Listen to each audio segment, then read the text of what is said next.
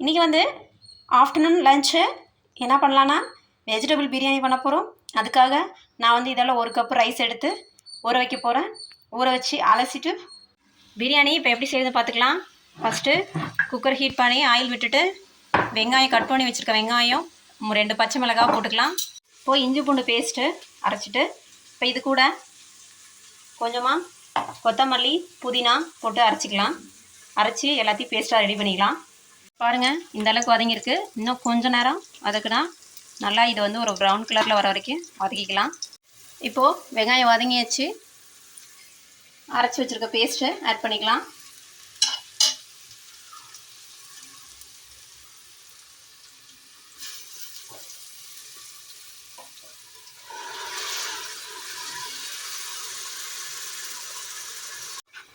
இதை நல்லா மிக்ஸ் பண்ணிக்கலாம்.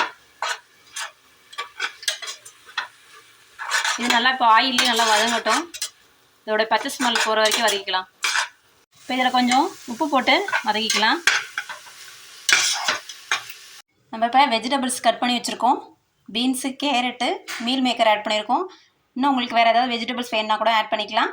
நான் எங்கே இருக்கிற வெஜிடபிள்ஸ் ஆட் பண்ணி போட்டுக்க போகிறேன். இப்போது காய் ஆட் பண்ணிக்கலாம். கட் பண்ணி வச்சுருக்கேன் வெஜிடபிள்ஸ் எல்லாத்தையும். இது நல்லா வதங்கிடுச்சு. வதங்கினதுக்கப்புறம் ஆட் பண்ணிக்கோங்க. இதை நல்லா மிக்ஸ் பண்ணிக்கலாம்.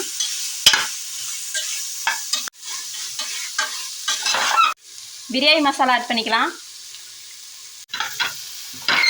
ரொம்ப காரம் வேணாம், உங்களுக்கு எவ்வளோ வேணுமோ அவ்வளோ ஆட் பண்ணிக்கோங்க. பிரியாணி மசாலா போட்டு இப்போ நல்லா மிக்ஸ் பண்ணிக்கலாம். நல்லா மிக்ஸ் பண்ணிக்கலாம். அப்படி தயிர் ஆட் பண்ணிக்கலாம். நல்லா மிக்ஸ் பண்ணிக்கலாம்.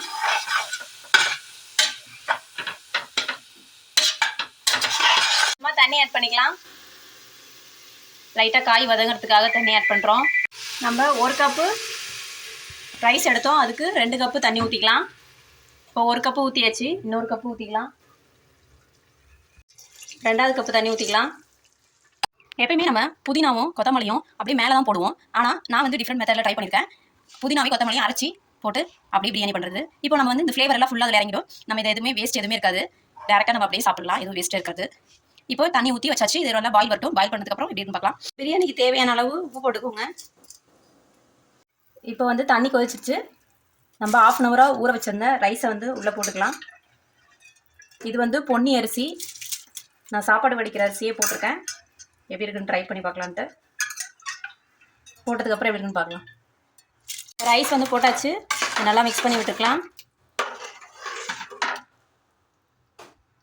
இப்போ இதை மூடி போட்டு சிம்லேயே வேக வச்சுருங்க. இப்போது பாருங்கள், நம்ம மூடி போட்டு வேக வச்சோம். இந்த ஸ்டேஜ் வந்துடுச்சு. இப்போது நம்மளுக்கு 70% வெந்துருச்சு. இப்போ இதை தம் பண்ணிக்கலாம். தோசைக்கல் அடியில் போட்டு தம் பண்ணி ரெடி பண்ணிக்கலாம். மேலே வெயிட் வச்சுக்கலாம். இங்கே பாருங்கள், வேஸ்ட் தோசைக்கல் கீழே வச்சுட்டு சிம்மில் இருக்குது. மேலே வந்து வெயிட் வச்சுக்கலாம். வெயிட் வச்சு இது ஒரு 10 மினிட்ஸ் இருக்கட்டும். ரெஸ்ட் அப்படியே ஹீட் ஆகிட்டு இருக்கட்டும். இப்போ நம்ம ரெடி ஆகிடுச்சு. தம்மில் போட்டோம். இப்போது நான் வந்து 10 மினிட்ஸ் தம்மில் வச்சுட்டு அதுக்கப்புறம் ரெஸ்ட்டில் 10 மினிட்ஸ் விட்டேன். இப்போ எப்படி இருக்குன்னு ஓப்பன் பண்ணி பார்க்கலாம். அவ்வளோதாங்க, ரெடி ஆகிடுச்சு. எப்படி இருக்குன்னு பாருங்கள். நல்லா சூப்பராக இருக்குது. நீங்களும் ட்ரை பண்ணிவிட்டு எப்படி இருக்குன்னு கமெண்ட்டில் சொல்லுங்கள். ஹாய், எல்லாருக்கும் குட் ஆஃப்டர்நூன்.